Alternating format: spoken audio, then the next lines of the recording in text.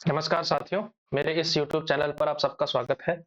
तो साथियों उत्तराखंड प्रवक्ता हिंदी साहित्य को लेकर हम लोग तैयारी कर रहे हैं और आपके मन में निश्चित तौर पर कुछ ऐसे टॉपिक्स हैं इस पूरे सिलेबस में कि जिनको लेकर थोड़ा कन्फ्यूजन की स्टेट बनी हुई है, स्थिति बनी हुई है कि इन्हें हम कैसे पढ़ें, हमारा अप्रोच क्या होना चाहिए इन विषयों को लेकर। तो मुझे लगा कि हम जो है इन 3 से 4 वीडियोज़ के अंदर उन विषयों को लेकर थोड़ी रणनीतिक बात करें कि किन-किन चीज़ों को उसके अंदर हम पढ़ सकते हैं। तो रणनीति वीडियोज़ आएँगे आपके बीच। आज ये हमारा पहला वीडियो है इस सीरीज़ का और आज हम लोग बात करने वाले हैं आलोचना के विषय में कि आलोचना के अंदर आपको क्या-क्या पढ़ना चाहिए।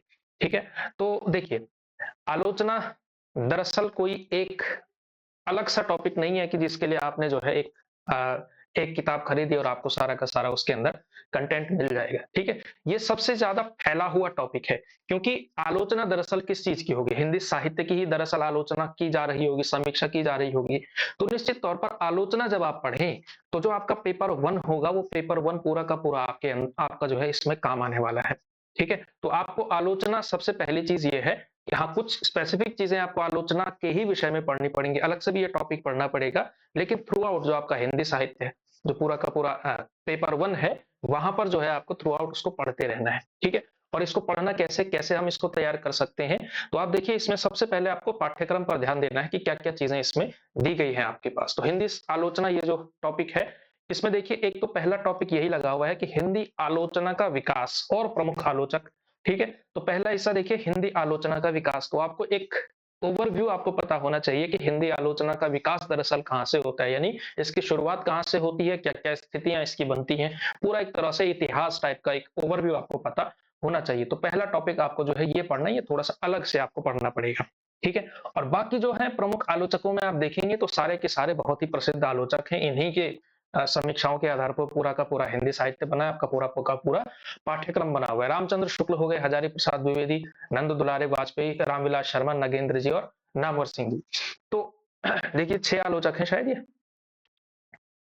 6 आलोचक हैं, ठीक है टोटल। तो इसमें जो है आपको कैसे तैयार करना है? सबसे पहले जो आपको पढ़ना चाहिए किसी भी स्थिति में, जो सबसे पहला काम आपको करना है, वो तो है आपका ये हिंदी आलोचना का विकास।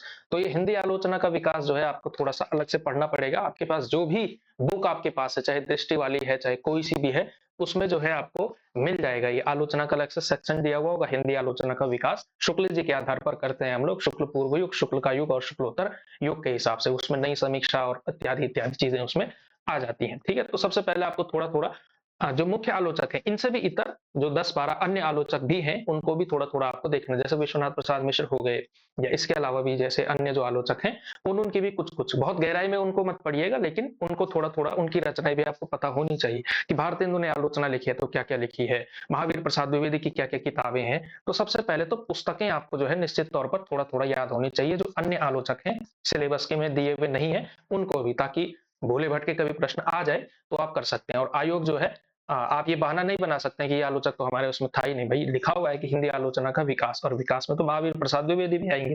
द्विवेदी जी नहीं, और भी बहुत सारे आलोचक आएँगे। तो उनको भी थोड़ा-थोड़ा आपको देखना है, बहुत गहराई में उनमें जाने की ज़रूरत नहीं है। रचनाकार देखिएगा हल्का-फुल्का, जितना बनता है उतना। तो पहला काम आपने ये करना है अलग से। बाकी जो है इससे प्रमुख आलोचक हैं, जैसे आपके आचार्य रामचंद्र शुक्ल हैं।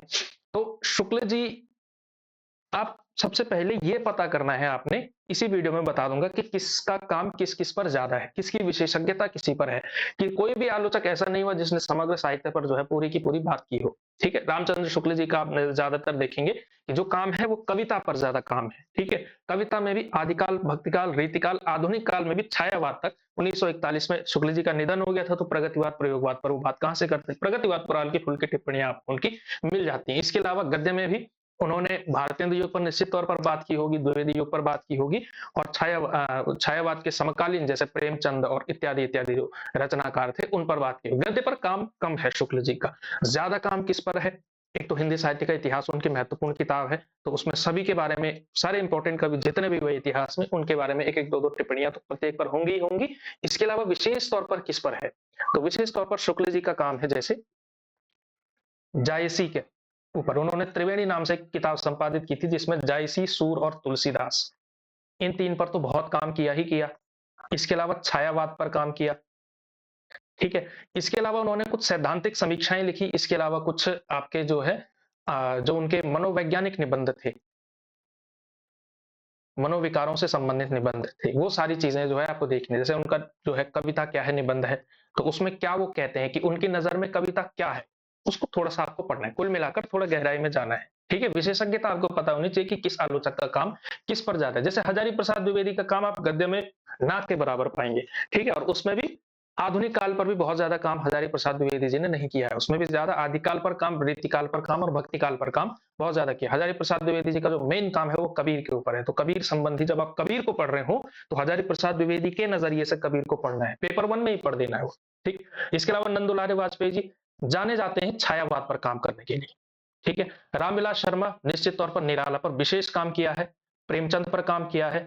इसके अलावा इनका एक कॉन्सेप्ट है हिंदी जाति, तो हिंदी भाषा और हिंदी भाषी प्रदेशों की क्या-क्या मनस्थितियाँ हैं, क्या प्रदेश है, कैसा परिवेश है, उन सारी चीज़ों पर काम है। डॉक्टर नगेंद्र आप देखेंगे तो डॉक्टर नगेंद्र सैद्धांतिक आलोचना, उनका काव्य शास्त्र पर बहुत काम है। इसके अलावा रीतिकाल पर विशेष काम डॉक्टर नगेंद्र ने किया हुआ है। इसके अलावा नामवर सिंह जी हैं, नामवर सिंह जी का तो खैर एक बहुत बड़ा ओवरव्यू है, उसमें भी आप छायावाद उनकी एक विशेष तौर पर किताब आती है। तो जो-जो किताबें आप देख पा रहे होंगे, उसमें आपको पता चल जाएगा कि ज़्यादा काम इनका किसके ऊपर है, ठीक है? तो वो चीज़ें जो है आपको आलोचकों के विषय में थोड़ा-थोड़ा सा पढ़नी पड़ेंगी, ठीक है? तो पहली चीज, जो चीज बिल्कुल नहीं छोड़नी है किसी भी कीमत पर, वो तो है कि आलोचकों और उनकी प्रमुख पुस्तकें, सारी किताबों का नाम आपको याद होना चाहिए और हो सके तो कालक्रम सहित याद होना चाहिए। कालक्रम सहित बाकियों का नहीं भी करेंगे, लेकिन इन 6 आलोचकों का आपको जो है काम पूरी किताबें, ये किताब, ये किताब, ये किताब, जिस तरह से रचनाकार आप लोग पढ़ते हैं, उसमें आप लोग बादशाह हैं, मास्टर हैं, मैं जानता हूँ। सबके सबको वो आता ही आता है। हिंदी साहित्य 20वीं शताब्दी छूटते ही, नींद में भी पूछूंगा तो बोलोगे नंद दुलारे वाजपेयी। तो वो काम तो आपने किया हुआ है। कालक्रम के साथ आप लोग करेंगे तो ज्यादा अच्छा रहेगा, ठीक है? जैसे शुक्ल जी की चिंतामणि है, चिंतामणि के 3-4 भागों में आता है, किसने संपादित किया, कैसे किया, वो सब चीजें जो है ओवरव्यू में आपको पढ़नी पड़ेंगी, ठीक है? तो एक तरीका आपको ये करना है, आलोचना आपको थ्रू आउट, जब आप पेपर 1 पढ़ रहे हो, तो इन 5-6 आलोचकों का क्या-क्या मत है किसी भी चीज के बारे में, उसको पढ़ना है। इसके अलावा रचनाकार जो है आपको अच्छे से इसके बारे में तैयार करने हैं, ठीक है? इसके अलावा काव्य शास्त्र के बारे में या फिर इसमें भी एक और चीज है, कविता के विषय में या साहित्य के विषय में इनकी परिभाषाएं जरूर आप लोग देख करके चले जाना भाई, ठीक है? कि साहित्य के बारे में इसे साहित्य कहा जाता है, ऐसा वाला। जैसे मैं साहित्य को मनुष्य की दृष्टि से देखने का पक्षपाती हूँ, ये कथन किसका है? हजारी प्रसाद द्विवेदी जी का है, ठीक है? तो कविता के बारे में क्या कहा है, साहित्य के बारे में क्या कहा, और इसके अलावा डॉक्टर नागेंद्र का तो निश्चित तौर पर मैं कहूंगा काव्य शास्त्र पर क्या काम है। वैसे शुक्ल जी भी रसवादी आचार्य माने जाते हैं, और उन्होंने जैसे कुछ कॉन्सेप्ट अलग अलग दिए हुए हैं। शुक्ल जी ने जैसे एक लोक मंगल की अवधारणा दी हुई है, अपने उसके अंदर लोक मंगल की अवधारणा दी हुई है ना? तो लोक रंजन, लोक मंगल क्या होता है, ये सारे कॉन्सेप्ट जो है आपको कुल मिलाकर आलोचना के अंदर पढ़ने होंगे, ठीक है? पिछली बार जो पेपर बना था उसमें ज्यादातर आलोचना से जो प्रश्न थे वो आसान प्रश्न थे। आसान प्रश्न इसलिए थे, पुस्तकों का नाम पूछा गया था ज्यादातर, ठीक है? लेकिन इस बार आप उम्मीद करेंगे, क्योंकि एकदम क्वेश्चन बड़े हैं, कुल मिलाकर पिछली बार 200 ही क्वेश्चन थे, इस बार अगर आप दोनों पेपर मिलाकर देखें तो 300 प्रश्न होंगे। तो इस वजह से थोड़ा सा आप कह सकते हैं कि प्रश्नों की संख्या बढ़ेगी, तो फिर हर यूनिट का वेटेज भी बढ़ेगा। अगर पिछली बार यहाँ से 8 क्वेश्चन आए थे, तो इस बार 13-14 क्वेश्चन आएंगे। इस तरह का आप लोग उम्मीद कर सकते हैं इस बारे में, ठीक है? तो इसको जो है आप लोगों को थोड़ा सा इस तरह से आलोचना वाली यूनिट को आपने तैयार करना है, ठीक? इसके अलावा एक जरूरी सूचना मैं आपको दे देता हूँ, फिर जो है इस पर थोड़ी सी बात करेंगे कि अगर आप उत्तराखंड लेक्चरर के टेस्ट सीरीज ज्वाइन करना चाहते हैं, तो वो जो है हमारे ज्ञान वाटिका ऐप पर जो है यहाँ से प्राप्त कर सकते हैं, ठीक? इसके अंदर जो है आपको क्या-क्या मिलेगा, 40 टेस्ट मिलेंगे टोटल, जिसमें से 20 आपके टॉपिक वाइज होंगे। इसमें आप देख सकते हैं 10 पेपर 1 के 10 टॉपिक वाइज, पेपर 2 के 10 टॉपिक वाइज, पेपर 1 के फिर फुल सिलेबस 10 टेस्ट और पेपर 2 के फुल सिलेबस 10 टेस्ट जो है इसमें आपको अवेलेबल होंगे। टेस्ट कैसे होगा? तो टेस्ट का एक तो आपको ऑनलाइन देना होगा, ऐप के ही अंदर देना होगा, ठीक है? मतलब वही ऐप आप खोलेंगे, अटेम्प्ट करेंगे टेस्ट को, तो क्वेश्चन नंबर 1 दिखेगा, तो उसमें से आपको 4 विकल्प सेलेक्ट करने हैं, ए बी सी डी, जिस तरह से ऑनलाइन पर होता है। तो एक वो करना है आपने। उसके अलावा इस टेस्ट की फिर आपको जो है पीडीएफ प्राप्त होती है, और उसके अलावा फिर जो है सॉल्यूशन भी आपको जो है वीडियो के माध्यम से करवाया जाता है। वीडियो सॉल्यूशन भी आपको करवाया जाता है, जिसमें हम एक ही प्रश्न पर थोड़ी-सी लंबी बात करते हैं कि क्या-क्या कॉन्सेप्ट इसके पीछे लग रहा है, किस तरह से, ठीक है? प्रश्न जो होंगे वो मेरा मानना है कि जब आप कठिन प्रश्न थोड़ा-सा करते हैं, तो तब आसान प्रश्न आपको ठीक लगता है। तो थोड़ा-सा स्तरीय प्रश्न जो है आपको इसके अंदर देखने को मिलेंगे, ठीक है?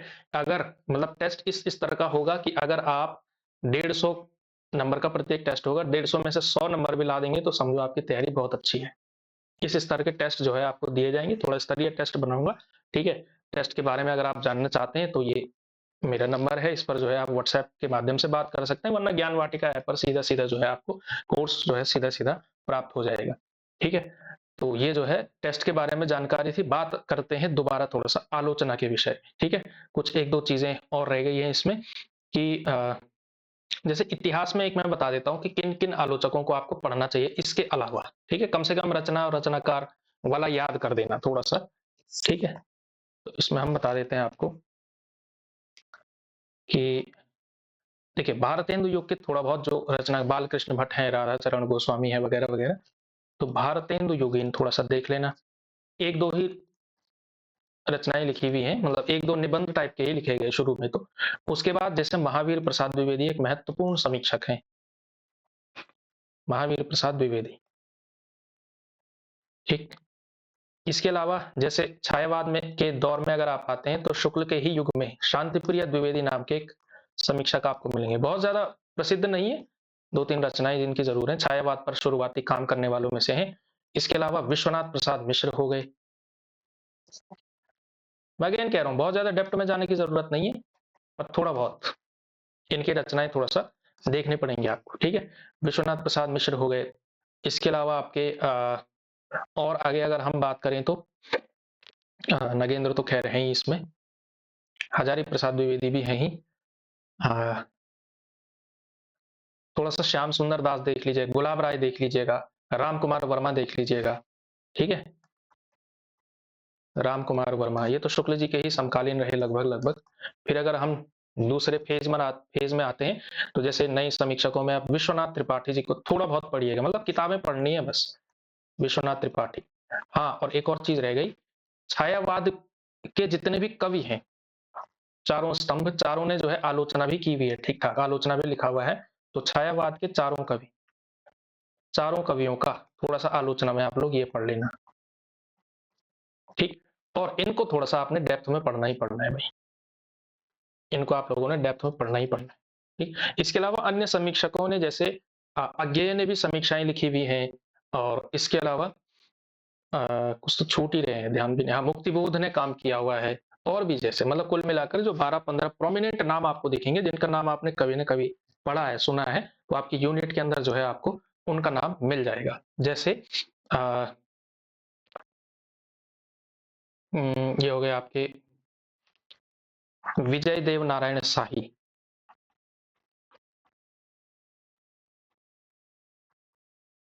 शाही जी हो गए। इसके अलावा जैसे नामवर सिंह तो चलो इसी में है। इसके अलावा मुक्तिबोध, अज्ञेय,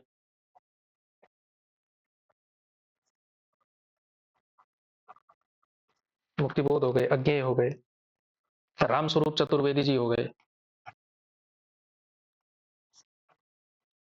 केवल रचना रचनाकार, ठीक है? बाकी एक आध जो थोड़ा बहुत आपको जानकारी मिल सकती हो, वहाँ से कर सकते हैं, ठीक है?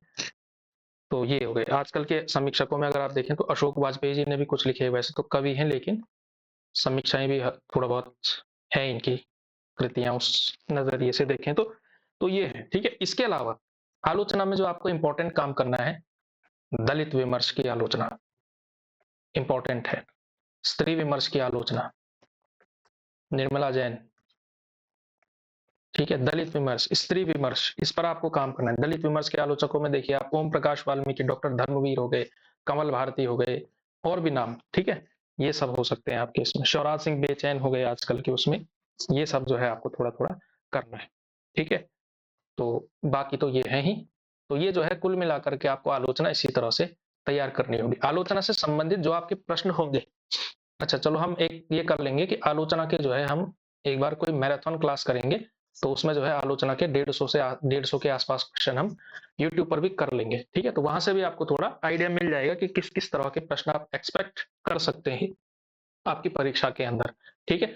तो बाकी इन आलोचकों को थोड़ा डेप्थ में पढ़ना पड़ेगा आपको, जो 6 आलोचक आपके इसमें दिए हुए हैं, और बाकी जो आलोचक हैं उनकी किताबें भी अगर आपने याद कर ली तो आपका जो है आलोचना में काम बन जाएगा, ठीक है? कुछ आसान प्रश्न बनेंगे यहाँ से, आसान प्रश्न पुस्तकें ही पूछी जाएंगी, पुस्तकों का कालक्रम भी आप लोगों को थोड़ा अच्छे से तैयार करना पड़ेगा, ठीक है? इन्हीं का बस, बाकियों का तो उतना नहीं, इनका थोड़ा करना पड़ेगा। बाकी प्रमुख समीक्षाएं क्या क्या है, क्या क्या स्टेटमेंट्स दिए हुए हैं, क्या क्या स्थापनाएं दी हुई है, ठीक, वो थोड़ा देखना पड़ेगा।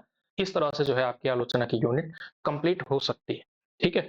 तो इस तरह से आप कर सकते हैं काम। बाकी अगर आप पढ़ना चाहते हैं, बाकी टेस्ट सीरीज तो चल ही रही है, साथ ही साथ अगर आप बैच ज्वाइन करना चाहते हैं तो सेकंड बैच हमारा चल ही रहा है, ठीक है? उसमें आजकल हमारा भक्तिकाल चल रहा है, आदिकाल कंप्लीट हो चुका है, भक्तिकाल चल ही रहा है, उसमें सूफी काव्य धारा चल रही है। तो अगर आप बैच से जुड़ना चाहें तो भी आप ज्ञान वाटिका ऐप डाउनलोड कर सकते हैं, ठीक? तो यही सब बताना था रणनीति के बारे में। बाकी काव्य शास्त्र क्योंकि बड़ी यूनिट है तो काव्य शास्त्र को लेकर थोड़ा हम लंबी वीडियो बनाएंगे उसमें, ठीक है? तो अगली वीडियो हम बाद में बात करेंगे, सेकंड टाइम जब वीडियो बनाएंगे तो भारतीय काव्य शास्त्र पर, पाश्चात्य काव्य शास्त्र पर, इसके अलावा पेपर 1 में भी जो आपको डिफिकल्ट टॉपिक लग सकते हैं कि ये थोड़ा समझ में नहीं आ रहा कि क्या पढ़ें इसमें, क्या छोड़ें इसमें, तो वो बात है, क्योंकि साहित्य तो अथाह सागर है। अगर आप पढ़ने पर ही जाएंगे तो शुक्ल जी के केवल आलोचना पढ़ने में आपको 5 साल लग जाएंगे, केवल लिटरेचर रिव्यू करने में, ठीक है? तो उस स्तर पे तो नहीं जाना है, ठीक है? लेकिन थोड़ा गहराई की उम्मीद आप जो है आप लोगों से की जाएगी आयोग के द्वारा, और उस तरह के प्रश्न भी आपकी परीक्षा में बन सकते हैं, ठीक? तो आज की वीडियो में इतना ही। आई होप आपकी समझ में आया होगा कि क्या क्या हम इसमें पढ़ सकते हैं। बाकी नेक्स्ट वीडियोस आती रहेंगी, अलग वीडियोस में हम बात करेंगे, क्वेश्चन आंसर्स भी करेंगे, ठीक है? और हो सकता है कभी कोई टॉपिक भी हम जो है लेकर के आए, कुछ एक आध आलोचक को जो है यूट्यूब पर भी पढ़ाया जा सकता है इसमें, ठीक है? अगर आप जैसे जैसे कहेंगे कमेंट में आप बताइए कि क्या आप पढ़ना चाहते हैं, कैसे पढ़ना चाहते हैं, वो बताइए, उस हिसाब से जो है कार्यक्रम आगे का चलेगा, ठीक है? इसके अलावा चैनल को आपने सब्सक्राइब करना है, वीडियो को लाइक करना है, इसी तरह के बहुत सारा कंटेंट, यूजफुल कंटेंट परीक्षा तक मैं जो है आपके साथ जुड़ा हुआ हूँ लगातार, यूट्यूब के माध्यम से भी, ऐप के माध्यम से भी, कोर्स के माध्यम से भी, टेस्ट सीरीज के माध्यम से भी, और 5000 प्रश्नों की महामैराथन के माध्यम से भी, ठीक है? तो आज की वीडियो में इतना ही, बाकी कभी अगली वीडियो में बात करेंगे। तब तक के लिए धन्यवाद, नमस्कार।